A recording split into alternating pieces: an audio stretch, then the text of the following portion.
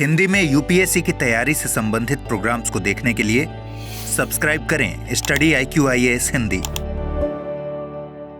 नमस्कार, बहुत बहुत स्वागत है आप सभी का स्टडी IQ-IAS हिंदी में। मेरा नाम है अतुल जैन।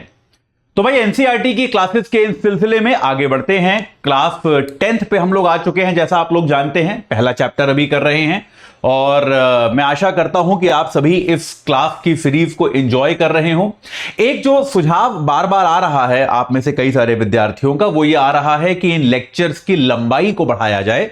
आधे घंटे मुझे भी लगता है कि थोड़ा सा कम टाइम है, हालांकि नॉर्मली लेक्चर 35 मिनट के आसपास का होता है, लेकिन एक टाइम स्लॉट का थोड़ा सा एक जिसको हम कहते हैं क्रंच है, संकट है, जिसके कारण अभी यहां पर इतना ही लंबा स्लॉट मिला है। 10वीं क्लास तक ऐसे ही करते हैं, उसके बाद कोशिश करेंगे, क्योंकि आगे फिर चैप्टर्स भी लंबे होंगे 10वीं के बाद काफी। 11वीं और 12वीं क्लासेस के चैप्टर्स जो है वो इतने सरल सिंपल नहीं होंगे, इतने छोटे नहीं होंगे, आगे चैप्टर्स भी लंबे होंगे। तो कोशिश करेंगे कि 11वीं और 12वीं क्लास के जो चैप्टर्स हैं उनको हम लोग थोड़ा सा कोशिश करें 45 मिनट टाइप की क्लास हम करने की कोशिश करेंगे 11वीं और 12वीं के टाइम पे। तब तक मैं प्रयास करूंगा कि मुझे वो लंबा स्लॉट मिल जाए, और तब तक यार ऐसे ही चलाना पड़ेगा। लेकिन आप ये कर सकते हैं कि आप इसको रोज देखने की बजाय 2 क्लासेस एक साथ देख सकते हैं, ये प्रयास आप कर सकते हैं। साप्ताहिक तौर पे 1.5 घंटे के आसपास के लेक्चर्स आप देख सकते हैं। जो मॉडल आपको ठीक लगे वैसे करके आप देख सकते हैं। चलिए टाइम खराब नहीं करते, शुरू करते हैं। तो भाई शुरू करने के पहले आपको बता दूं, लॉन्ग टर्म बैच जो है हमारा, उससे जुड़ने की कल है लास्ट डेट। एजे लाइव कोड लगा के आप जुड़ सकते हैं, जिस भी वर्ष के हिसाब से आपको लेना हो, 2026 या 27 जब भी आपको एग्जाम देना हो, एजे लाइव कोड लगाइए। आप अपने लिए सबसे अच्छा कोर्स जो आपको सही लगे वो आप चुन सकते हैं।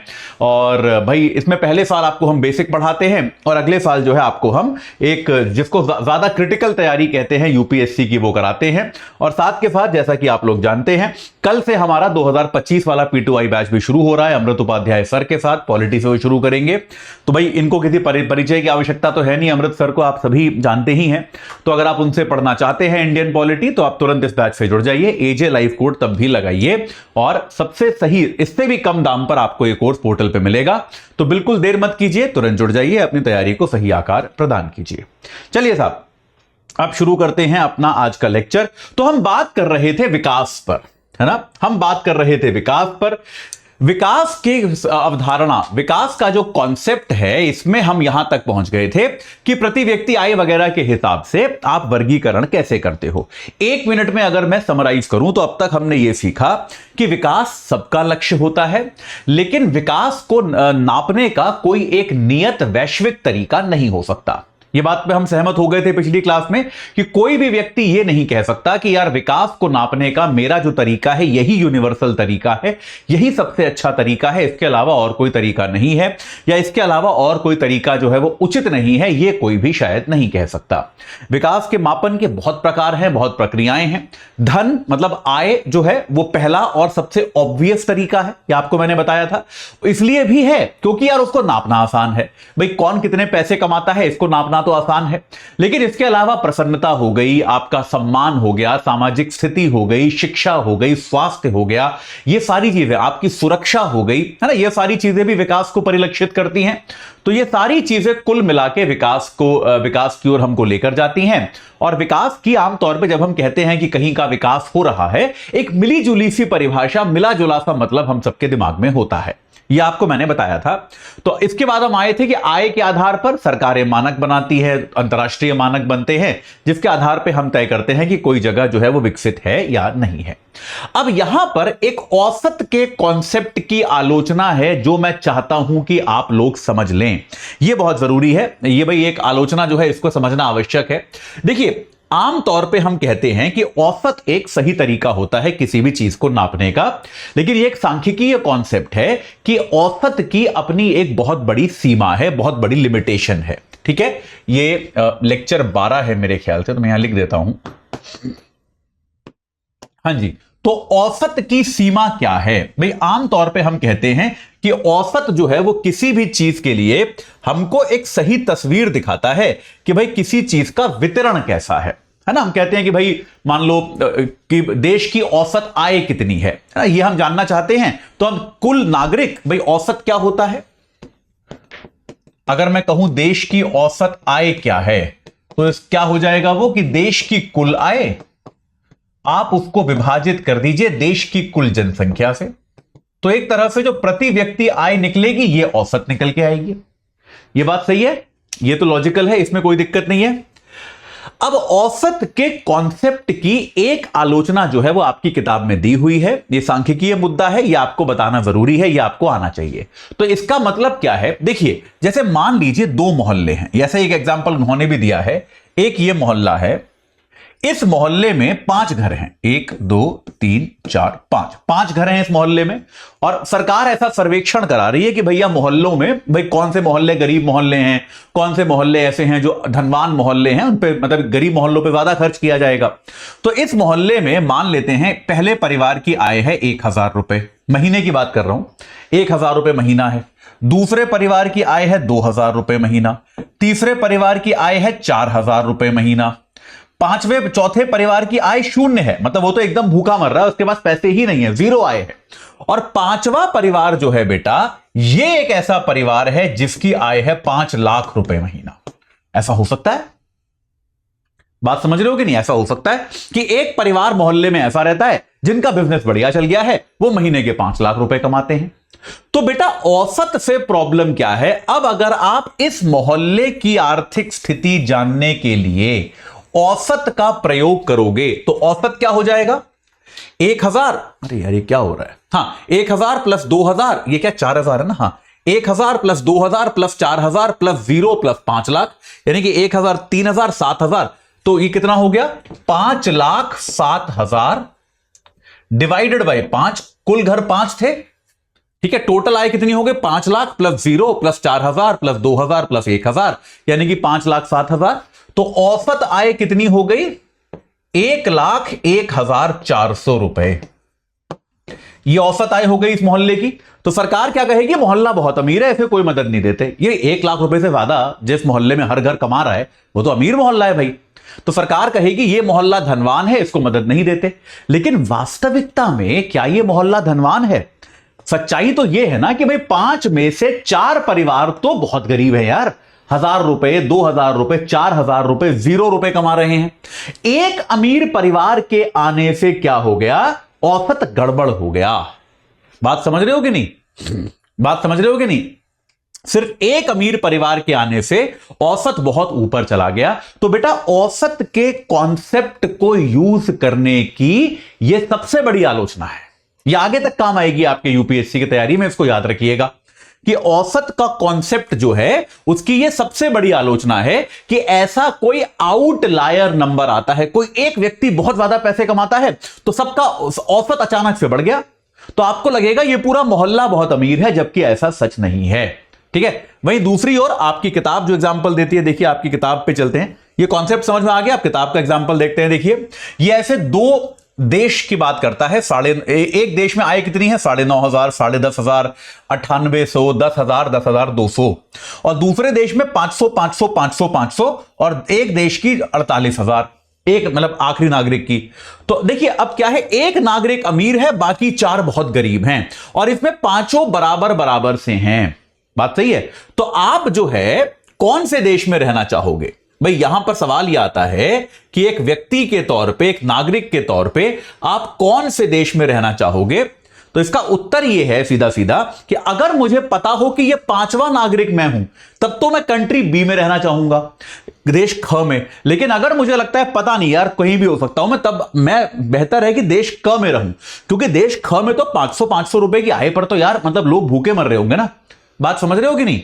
तो यह अपने आप में जरूरी है, यह औसत की आलोचना है, इसको आप याद रखिए। देखिए एक चित्र से भी रिप्रेजेंटेशन किया है। गरीब विहीन और अमीर विहीन व्यक्तियों का देश जो होता है, जहां सबकी आय लगभग एक समान होती है। हालांकि ऐसा देश दुनिया में कोई भी नहीं है जहां सबकी आय एक समान हो, लेकिन आप एक यहां एग्जाम्पल देख सकते हैं। ये देश क जो दिया है, जहां 5 लोग हैं, तो हम सबने कुर्सियों को बनाया और हम सब उसका उपयोग कर रहे हैं कि देश के संसाधनों को बनाने में सबका योगदान है और उनका उपयोग भी सभी कर रहे हैं। जहां पर अमीर और गरीब होते हैं, वहां पर आप देख सकते हैं देश के संसाधनों का बहुत बड़ा हिस्सा जो है वो अमीर व्यक्ति प्रयोग कर रहा है, और गरीब व्यक्ति जो है वो बहुत कम लोग, जो बहुत सारे लोग बहुत ही कम संसाधनों में जीवित हैं। ठीक है, यह बात समझ में आ गई? चलिए आगे बढ़ते हैं। एकदम सिंपल सा कॉन्सेप्ट था, औसत की आलोचना जो है आपको पता होनी चाहिए। चलिए, तो ये तो हो गया औसत का बिंदु। अब आते हैं आय के मुद्दे पर। यहां पर भी आपकी किताब एक बहुत अच्छी केस स्टडी देती है। डेटा पुराना हो सकता है, 2018-19 का डेटा है, पर उससे कोई मतलब नहीं है हमको। हम तो केवल एक एग्जाम्पल को समझने के लिए इस डेटा का प्रयोग करेंगे। तो यहां पर यह कहता है कि हम 3 राज्य देखते हैं। ये 3 राज्यों का आंकड़ा है। पहला है हरियाणा, जिसकी प्रति व्यक्ति आय है 2,36,000 रुपए। दूसरा है केरल, प्रति व्यक्ति आय है 2,04,000 रुपए। तीसरा है बिहार, प्रति व्यक्ति आय है तकरीबन 41,000 रुपए। तो बिहार तो डेफिनेटली गरीब है, इसमें तो कोई संदेह नहीं है।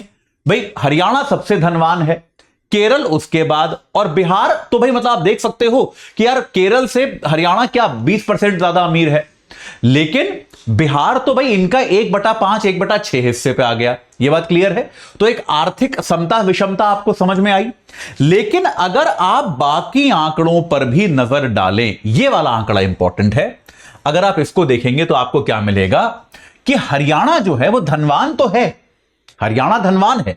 हरियाणा की आय कितनी थी? 2,36,000 रुपए, याद है। केरल की कितनी थी? 2,04,000 रुपए। चलिए बिहार की तो बात नहीं करते, बिहार की तो 40,982 थी, तो वो गरीब है, वो तो ठीक है। प्रति व्यक्ति मृत्यु दर, बच्चों प्रति 1,000 बच्चों में से जितने बच्चे मर जाते हैं, जिसको हम शिशु मृत्यु दर कहते हैं, अगर हम शिशु मृत्यु दर की बात करें तो शिशु मृत्यु दर का आंकड़ा हमारे पास क्या आता है? हरियाणा में 1,000 बच्चों में से 30 बच्चे मर जाते हैं, बिहार में 32 मरते हैं, ज्यादा फर्क नहीं है। जबकि आय में देखिए जमीन आसमान का फर्क है। केरल में बेटा जहां पर आय हरियाणा से करीब 20% कम है या 18% कम है, वहां पर हर 1,000 बच्चे जो पैदा होते हैं उनमें से केवल 7 मरते हैं। साक्षरता दर आप देखेंगे हरियाणा की 80% है, केरल की आय कम है लेकिन साक्षरता दर 96% है।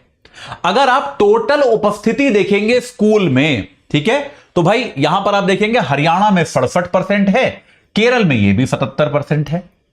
तो लॉजिक क्या है? क्या सिद्ध हो रहा है इससे? जो हम पहले भी बात कर चुके हैं कि हरियाणा जो है, जो आपकी पुस्तक में एग्जाम्पल दिया है उसके अनुसार अगर आप देखें तो क्या सिद्ध होता है कि कोई सीधा संबंध नहीं है। कि आप अगर एग्जाम्पल देखें जो आपको किताब के अनुसार मैंने दिया, हरियाणा, केरल और पंजाब का, पंजाब नहीं, माफ कीजिएगा, बिहार का, पंजाब का नहीं है, क्षमा कीजिएगा, हरियाणा, केरल और बिहार का जो आपको मैंने एग्जाम्पल दिया, अगर इस एग्जाम्पल की बात करें तो आय कैसे है? बात समझ रहे हो? आय कैसे है? हरियाणा की सबसे ज्यादा है, उसके बाद केरल आता है, उसके बाद बिहार आता है। बात समझ में आ गई? वहीं अगर मैं शिशु मृत्यु दर की बात करूं तो शिशु मृत्यु दर में हम ये मानते हैं बेहतर कौन सा है, ठीक है, या फिर कम शिशु मृत्यु दर। बेहतर शिशु मृत्यु दर किसकी है? इसको बेहतर कर लेते हैं कि भाई बेहतर शिशु मृत्यु दर कौन से राज्य में है।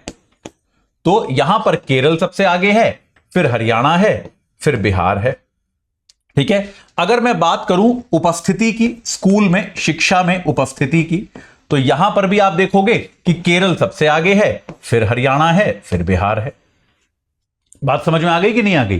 तो क्या सिद्ध होता है कि आय के मामले में निश्चित तौर पे हरियाणा नंबर 1 है, लेकिन बाकी जितने भी मानवता के इंडेक्स हैं उन सब में आप देखोगे कि हरियाणा नंबर 2 पर आ गया है, केरल नंबर 1 पर आ जाता है।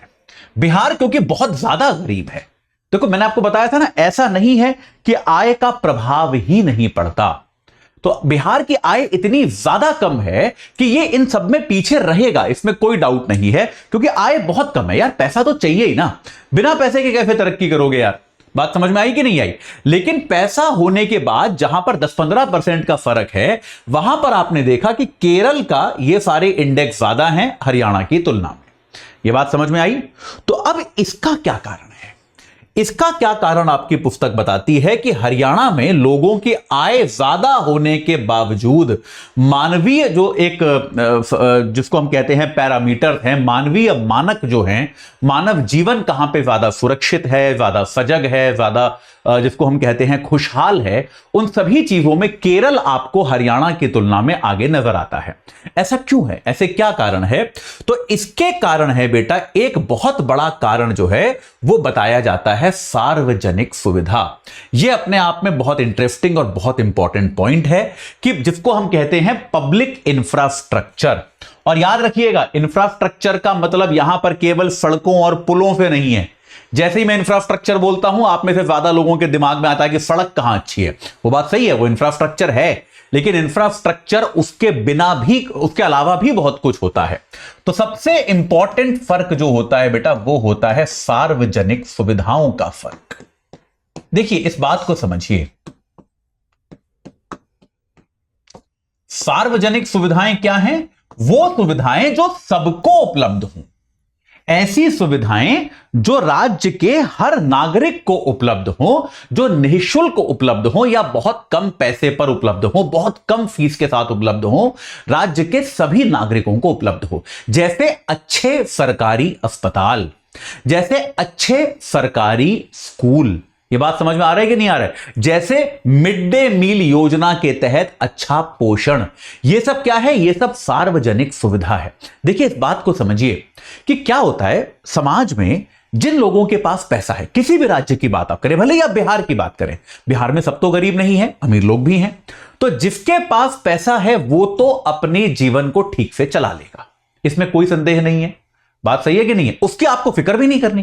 भाई, जिसके पास पैसा है वो अपने बच्चे को अच्छे, अगर सरकारी स्कूल अच्छा नहीं है प्राइवेट में भेज देगा, सरकारी अस्पताल अच्छा नहीं है प्राइवेट में चला जाएगा। उसको लगता है कि कहीं उसको समझ लो, पोषण उसको लगता है कि यार सही खाना नहीं मिल रहा है, वो कहीं और से मंगा लेगा, खुद से अच्छा ऑर्गेनिक खाना बना लेगा, घर पे सही पोषण की व्यवस्था कर लेगा।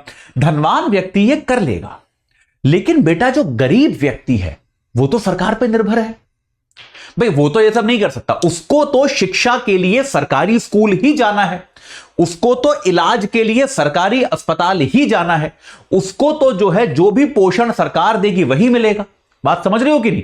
तो सार्वजनिक सुविधाओं पर क्या होता है? निर्धनों की निर्भरता होती है। निर्धन व्यक्ति जो होता है वो इस पर निर्भर होता है। और अब जैसे क्या होता है, हरियाणा जैसे राज्य में क्या हुआ, एग्जाम्पल के लिए, कि आपने क्या किया, हरियाणा में क्या हुआ, जो धनी व्यक्ति है वो बहुत अमीर है। हरियाणा में क्या होता है, धनी व्यक्ति जो है वो बहुत अमीर है।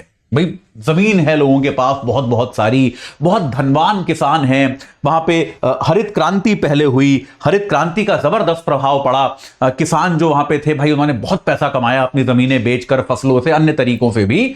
तो हरित क्रांति से क्या हुआ, वहां पे लोगों ने बहुत पैसा कमाया।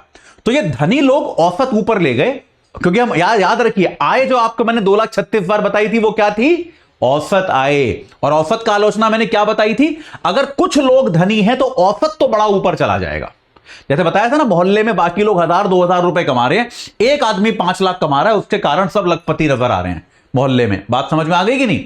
तो ऐसे धनी लोगों के कारण औसत ज्यादा है, लेकिन जो निर्धन है वो वहां पर सुविधा रहित हैं, या फिर वहां पर निर्धन क्या हैं, उनके पास सुविधाओं की बहुत कमी है। ये बात समझ में आई? वही दूसरी ओर अगर आप केरल की बात करेंगे तो केरल में भी धनी, तो यार बिहार में भी हर जगह धनी तो अच्छा कर ही रहा है। केरल में क्या हुआ, जो निर्धन है उसके लिए भी सुविधाएं बनाई गई हैं। तो धनी व्यक्ति तो अपनी चीजें अफोर्ड कर ही पा रहा है ना, वो तो अपने काम की वस्तुएं खरीद रहा है, अच्छी शिक्षा, स्वास्थ्य सब ले रहा है। केरल में क्या हुआ, आपने सार्वजनिक सुविधाओं का विकास किया, आपने स्कूलों का विकास किया, आपने अस्पतालों का विकास किया, जिसके जरिए जो गरीब व्यक्ति भी है वो भी ठीक ठाक जीवन वहां पर व्यतीत कर पा रहा है। यही कारण है कि केरल की औसत आय आपको उतनी नहीं दिखेगी, औसत आय थोड़ी सी कम ही रहेगी हरियाणा से। लेकिन अगर आप मानवीय इंडिकेटर देखोगे तो उनमें आप देखोगे कि केरल जो है वो हरियाणा से मीलों आगे आपको नजर आएगा। यह पॉइंट समझ में आया या फिर नहीं आया? ये बात समझ में आ गई कि नहीं आ गई? सिंपल सा पॉइंट है, लेकिन ये पॉइंट आपको याद रखना है। तो सार्वजनिक सुविधाओं का विकास जो है बेटा वो इसलिए आवश्यक है। आजकल मैं देखता हूं बहुत लोग कहते हैं कि अरे सरकार गरीबों के लिए इतना कुछ क्यों कर रही है। बेटा ये जरूरी है, इस बात को समझिए कि धनवान व्यक्ति जो है वो तो अपनी देखभाल कर लेगा, उसको कोई दिक्कत नहीं है। बात सही है कि नहीं है? भाई मैं अपने बच्चों को, मैं धनवान नहीं हूं लेकिन ठीक ठाक पैसे कमाता हूं, तो यार मैं अपने बच्चे को अपने घर के पास के प्राइवेट स्कूल में भेज सकता हूं। मेरी तबीयत खराब होती है, मैं अपने घर के पास के एक प्राइवेट हॉस्पिटल में चला जाता हूं। निर्धन व्यक्ति ऐसा नहीं कर सकता। यह बात समझ में आ गई कि नहीं आ गई? वो राज्य पर निर्भर है, सरकार पर निर्भर है, इसीलिए आपको जो है सार्वजनिक सुविधाओं का विकास करना पड़ेगा। और इसमें आपको याद यह रखना चाहिए कि औसत की चकाचौंध से अंधे ना हो हम। समझ रहे हो औसत की चकाचौंध क्या है? कि औसत के हिसाब से देखोगे तो आपको हरियाणा बेहतर लगेगा कि हरियाणा में औसत बेहतर है, 2,36,000 रुपए आए हैं, लेकिन वितरण ऐसा है कि कुछ लोगों के पास बहुत पैसा है, बाकी लोगों का जीवन खराब है। यह बात समझ में आ गई? तो आपको जो है इस औसत की चकाचौंध से बचना है, यह वाला कॉन्सेप्ट आपको याद रखना चाहिए। ठीक है, चलिए अब इसके अलावा देखिए आपको एक चीज और बताता हूं। एक चीज और भी होती है, इसका मतलब कि यह नहीं है कि सार्वजनिक सुविधाओं का धनवानों को कोई लाभ ही नहीं है, इसका यह मतलब बिल्कुल नहीं है। सार्वजनिक सुविधाओं का लाभ बेटा सबको है। जैसे कुछ चीजें तो साझा है ना अमीर गरीब की, जैसे पर्यावरण। भाई अगर मान लो सरकार जैसे, भाई सार्वजनिक सुविधाओं में आपका पर्यावरण भी आता है। भाई पर्यावरण है, अगर सरकार यह कोशिश करती है कि हवा साफ रहे, अरे तो सांस तो अमीर आदमी भी उसी हवा में लेगा।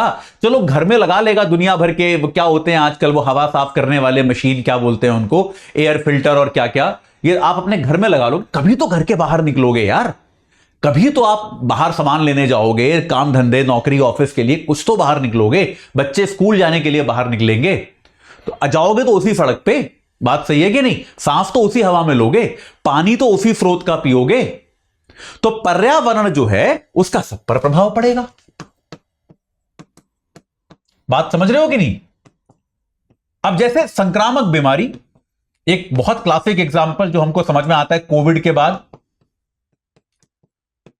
अरे भाई कोविड जब हुआ उसने फर्क देखा क्या अमीर गरीब का? ये देखा फर्क? अरे भाई अमीर आदमी को भी हुआ ना, मतलब बड़े बड़े लोग भी मारे गए ना यार कोविड से। अगर नहीं भी मारे गए तो बीमार पड़े ना, गंभीर तौर पे कोविड हुआ ना, काफी सारे धनवान लोगों को भी। कोविड ने ऐसा फर्क थोड़ा ना किया कि केवल गरीबों को मारूंगा अमीरों को नहीं मारूंगा। हां अमीर लोग कई बार बेहतर इलाज करा पाए, इसमें कोई संदेह नहीं है, लेकिन अब सरकार अगर संक्रामक बीमारियों को रोकने का प्रयास करेगी तो उसका लाभ तो अमीरों को भी मिलेगा या केवल गरीबों को ही मिलेगा? ऐसा तो नहीं है। तो याद रखिए सार्वजनिक सुविधाओं में, अब जैसे पेयजल है, आप पेयजल में निवेश सरकार अगर कर रही है, भूमिगत जल का प्रयोग कम हो रहा है, अच्छा पेयजल आपको मुहैया कराया जा रहा है, तो सबको लाभ मिलेगा यार। मैं यहां तक भी आपकी किताब में भी एग्जांपल दिया है कि शिक्षा भी जो है यार, देखो शिक्षा हो गया, सुरक्षा हो गया। आप कितने भी बड़े बंगले में रहते सही, अरे अगर सार्वजनिक सुरक्षा दी जाएगी तो आपको फायदा है कि नहीं है? भाई आपके यहां कानून व्यवस्था बेहतर है, कोई किसी का सामान नहीं चुरा रहा, कोई यहां चोरी चकारी नहीं हो रही, महिलाएं सुरक्षित हैं, तो आपको फायदा है कि नहीं है? तो बिल्कुल फायदा है, इसमें कोई डाउट नहीं है। इसके अलावा देखिए एक चीज और है, धनवान व्यक्ति को, जैसे सुरक्षा का एग्जांपल लेते हैं, अगर मैं बहुत अमीर आदमी हूं तो हो सकता है मैं अपने घर के लिए प्राइवेट गार्ड रख लूं, लेकिन क्या यह एक बेहतर अप्रोच है कि मैं अपने घर के लिए प्राइवेट गार्ड रख लूं, या फिर सरकार यह प्रयास करे कि पूरा क्षेत्र ही सुरक्षित हो जाए? भाई पूरा क्षेत्र ही सुरक्षित हो जाएगा तो मुझे प्राइवेट गार्ड रखने की जरूरत क्या पड़ेगी यार? अगर जनरली हमारे क्षेत्र में अपराध ना के बराबर हैं, खत्म हो गए, तो फिर क्यों रखूंगा यार मैं सिक्योरिटी गार्ड अपने घर पे? क्या जरूरत है मुझे सिक्योरिटी गार्ड की? फिर बात समझ रहे हो कि नहीं? तो यह बात जो है इसको भी समझना अपने आप में आवश्यक है। अब जैसे शिक्षा भी है, आपकी किताब भी एग्जांपल देती है कि अगर आपके इलाके में आप अकेले एक आदमी हो जो पढ़ना चाहते हो, तो शिक्षा संभव है क्या? बड़ी मुश्किल है, मतलब आपको बहुत दूर जाना पड़ेगा। तो बेहतर यह है कि आपके क्षेत्र में अच्छी शिक्षा व्यवस्था मुहैया कराई जाए।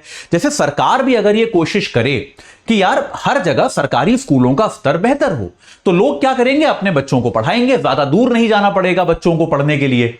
अब अगर आपके क्षेत्र में ढंग का स्कूल ही नहीं है, एक आप ही अच्छा तरह से पढ़ना चाहते हो, बाकी कोई पढ़ना ही नहीं चाहता, तो आपको बहुत दूर जाना ही पड़ेगा पढ़ने के लिए। बात समझ रहे हो कि नहीं? तो ये सार्वजनिक सुविधाओं का विकास जो है, सार्वजनिक सुविधाएं बेटा सबके लिए आवश्यक हैं, ये याद रखिएगा। तो सार्वजनिक सुविधाएं क्या हैं? ये सबके लिए आवश्यक हैं। ये ऐसा नहीं है कि केवल एक दो व्यक्ति या किसी एक समाज के वर्ग के लिए आवश्यक है। सार्वजनिक सुविधाएं जो हैं वो सबके लिए आवश्यक हैं। हां, यह बात सही है कि निर्धनों के लिए जो आवश्यकता है वो शायद ज्यादा है, निर्धनों की जो निर्भरता है वो शायद ज्यादा है, इसमें कोई डाउट नहीं है। चलिए आगे बढ़ते हैं। तो भाई इसके आगे आपकी किताब जो है वो क्या कहती है कि देखो सार्वजनिक सुविधाएं जो हैं वो तो बहुत ज्यादा आवश्यक हैं, ये बात तो क्लियर हो गई। और सार्वजनिक सुविधाओं में भी यह बात याद रखिए कि सभी वर्ग और सभी समाजों में उनका वितरण जो है वो एक समान नहीं होता।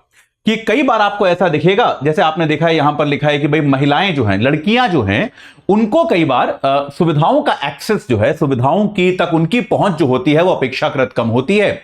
तो सार्वजनिक सुविधाएं अगर आप ज्यादा बनाएंगे तो समाज के सभी वर्गों को उनका लाभ मिलेगा। तो इसके लिए आपको सामाजिक सुविधाएं बनाने की आवश्यक है, इसको याद रखिएगा। देखिए ये कॉन्सेप्ट जो है ये बहुत आगे तक याद आएगा, बहुत आगे तक आपको देखने को मिलेगा।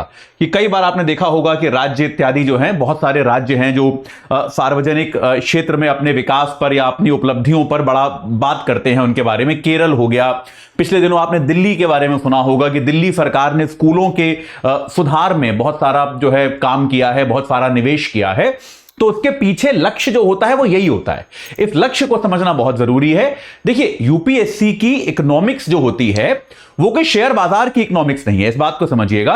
कि अक्सर हम लोग क्या करते हैं, इकोनॉमिक्स का मतलब शेयर बाजार से निकालते हैं, इकोनॉमिक्स का मतलब जो है हम कंपनियों के वैल्यूएशन से निकालते हैं। वो यूपीएससी में उतना इंपॉर्टेंट नहीं है जितनी मानव की भलाई की जो इकोनॉमिक्स है वो है, इस बात को याद रखना है।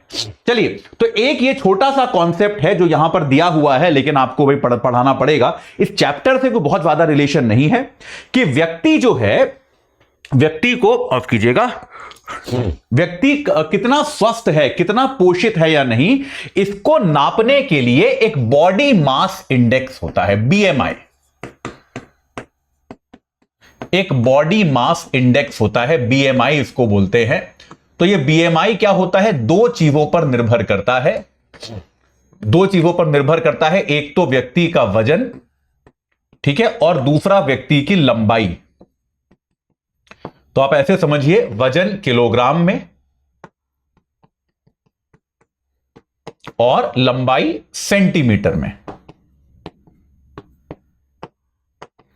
ठीक है जी। तो ये बीएमआई का फॉर्मूला क्या होता है, आप भी अपना बीएमआई कैलकुलेट कर सकते हैं। किसी व्यक्ति का बीएमआई होता है वजन डिवाइडेड बाय लंबाई का स्क्वायर, ठीक है, लंबाई का स्क्वायर, ठीक है, ये इसका मतलब होता है, ये बीएमआई होता है। तो बीएमआई की रेंजेस होती हैं। तो भाई ये जैसे एग्जांपल के लिए मान लीजिए किसी व्यक्ति का वजन जो है, मान लेते हैं वो 90 किलो है, ठीक है, और मान लेते हैं उसकी लंबाई जो है वो 1.5 मीटर है।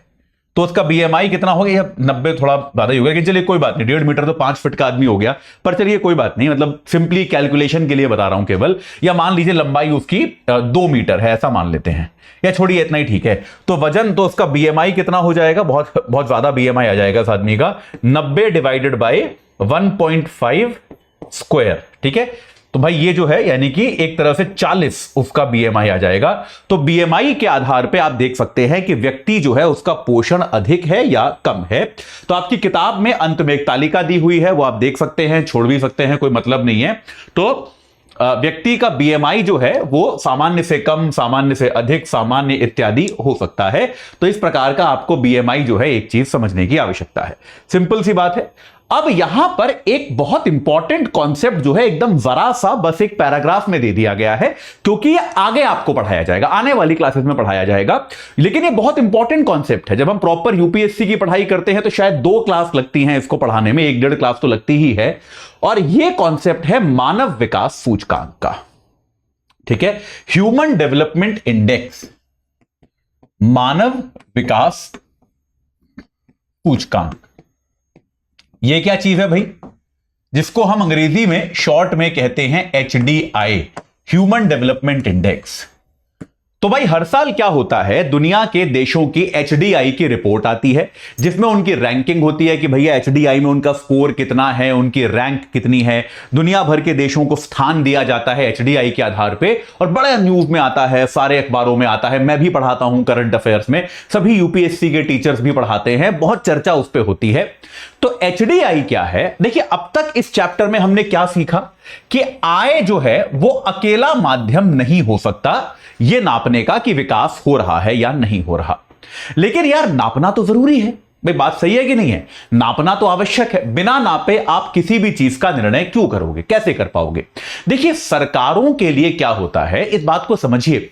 हर चीज जो दुनिया में होती है वो ग्रे होती है। दुनिया में किसी चीज को एकदम सही से नापना बड़ा मुश्किल काम है, नहीं नाप सकते आप। लेकिन तब भी अगर आप सरकार हैं, इस बात को समझिए कि सरकार के लिए यह बहुत आवश्यक है कि वो किसी ना किसी तरह से तो नापे। भाई सरकार का काम है नीतियां बनाना।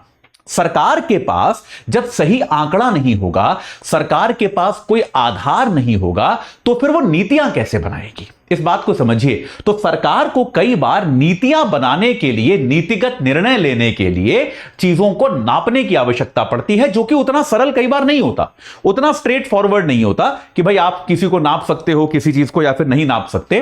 तो अब इसके लिए क्या करते हो, आप कोशिश करते हो कि भाई थोड़े और चीजें ले आए। अब जैसे मैं आपको एक एग्जांपल दूं कि कोई व्यक्ति अच्छा आदमी है कि नहीं, क्या आप बता सकते हो एकदम परफेक्टली? नहीं बता सकते। तो आप क्या करोगे, आप कुछ पैरामीटर्स बनाओगे कि यार मतलब अच्छा आदमी है, मतलब अपराध तो नहीं किया, पहला पैरामीटर ये है। दूसरा ये है कि भाई पास पड़ोस के लोगों के साथ अच्छा व्यवहार करता है कि नहीं। तीसरा आचरण शायद ये हो जाएगा कि भाई तीसरा पैरामीटर ये हो जाएगा कि महिलाओं के साथ अच्छा व्यवहार करता है कि नहीं। चौथा ये हो जाएगा कि काम धंधा कुछ करता है कि नहीं, बेरोजगार तो नहीं, वगैरह वगैरह। तो अब कोई जरूरी नहीं है कि आप ऐसे 4-5 पैरामीटर बना के नाप लो, तो कोई जरूरी नहीं है कि इसके आधार पे एकदम आदर्श व्यक्ति ही आपको मिल जाएगा। लेकिन तब भी आप प्रयास तो करते हो कि थोड़े बेहतर व्यक्ति आपको मिले। जैसे यूपीएससी एग्जाम है, आप यूपीएससी एग्जाम में क्या करते हो, 4-5 तरह का आप बैरियर खड़ा करते हो। पहले प्रीलिम्स होता है, फिर मेंस होता है, फिर उसमें मेंस के अंदर लैंग्वेज का टेस्ट होता है, उसके अंदर एक एथिक्स का टेस्ट होता है, फिर एक इंटरव्यू होता है। लेकिन तब भी क्या इस बात की गारंटी है कि हमें सारे ऑफिसर शानदार ही मिलते हैं, सारे ऑफिसर वर्ल्ड क्लास एकदम ईमानदार बहुत बढ़िया लोग मिलते हैं? ऐसा तो नहीं है। अभी अभी वो पूजा खेड़कर जी का मामला हुआ है, ऐसे अफसर भी मिलते हैं। लेकिन तब भी आप प्रयास करते हो। तो बात समझ रहे हैं कि नहीं? ऐसे ही सरकारों को नीतियां बनाने के लिए मापन का प्रयास करना होता है। तो ह्यूमन डेवलपमेंट इंडेक्स जो है बेटा, ये यूएन विकास कार्यक्रम, यूएन का एक विकास कार्यक्रम है, यूएन डेवलपमेंट प्रोग्राम, उसका एक पैरामीटर है। और यह क्या करता है, 3 आधारों पर विकास को नापता है। पहला तो हो गया आय, दूसरा हो गया स्वास्थ्य, और तीसरा हो गया शिक्षा। इन 3 चीजों को यह नापता है और इन 3 चीजों के आधार पर यह दुनिया के देशों की रैंकिंग निकालता है। मैं पहले ही कह रहा हूं कि यह कोई भाई बहुत सारी चीजें हैं, जैसे कानून व्यवस्था इसमें शामिल नहीं होती, महिलाओं की दशा इसमें शामिल नहीं होती, पर्यावरण की दशा इसमें शामिल नहीं होती। तो यह किसी भी तरह से पूर्ण नहीं है, लेकिन यह एक सरल इंडेक्स है, इसीलिए दुनिया भर में यह प्रचलित है। ठीक है, तो ये भाई ये जो एक इंडेक्स है, ये एक पाकिस्तान के अर्थशास्त्री थे महबूब उल हक, और एक और अर्थशास्त्री थी इंगे कॉल, ये मेरे ख्याल से जर्मन थी शायद। तो इन दोनों ने मिलकर ये एक ह्यूमन डेवलपमेंट इंडेक्स बनाया था, जो कि दुनिया भर में अब नापा जाता है। इसकी रैंकिंग वगैरह हर साल आती है। ठीक है, आज यहीं पर रुकते हैं, अगली क्लास में थोड़ा सा और चर्चा करेंगे एचडीआई पर। और विकास का जो हमारा ये चर्चा परिचर्चा है, इसमें बहुत इंपॉर्टेंट एक चीज बची है जिसका नाम है सस्टेनेबल डेवलपमेंट या फिर धारणीय विकास। उसके साथ इस चैप्टर को खत्म करेंगे। ठीक है, चलिए, तो अभी के लिए इतना ही। आपको एक बार फिर से बता दूं कि भाई अगर आप हमारे 2025 में एग्जाम देना चाहते हैं तो अमृत उपाध्याय सर के साथ पॉलिटी की क्लास शुरू होने वाली है। एजे लाइव कोड लगाकर उससे जुड़ सकते हैं। कल क्लास शुरू हो जाएगी भाई, और सारी सुविधाएं आपको इसमें पता है। तुरंत जुड़िए, देर मत कीजिए। और अगर आप 2026 या 27 में एग्जाम देने वाले हैं तो आप हमारे लॉन्ग टर्म बैच से जुड़िए। एजे लाइव कोड लगा के, इनसे कम दामों पर आपको मिल जाएगा, याद रखिएगा। और इसमें आप जानते ही हैं, पहले वर्ष आपको बेसिक बेसिक पढ़ाया जाता है, फिर आने वाले समय में आपको एडवांस लेवल की तैयारी कराई जाती है। तो आज ही एजे लाइव कोड लगा के इन जो बैच आपको सूटेबल लगे उससे जुड़िए। इस बैच से जुड़ने की भी लास्ट डेट कल की ही है, कल के बाद इससे नहीं जुड़ पाएंगे आप, तो आज ही जुड़िए और अपनी तैयारी को सही आकार प्रदान कीजिए। इस क्लास से जुड़ने के लिए आप सभी का बहुत बहुत धन्यवाद। हिंदी में यूपीएससी की तैयारी से संबंधित प्रोग्राम्स को देखने के लिए सब्सक्राइब करें स्टडी IQ IAS हिंदी।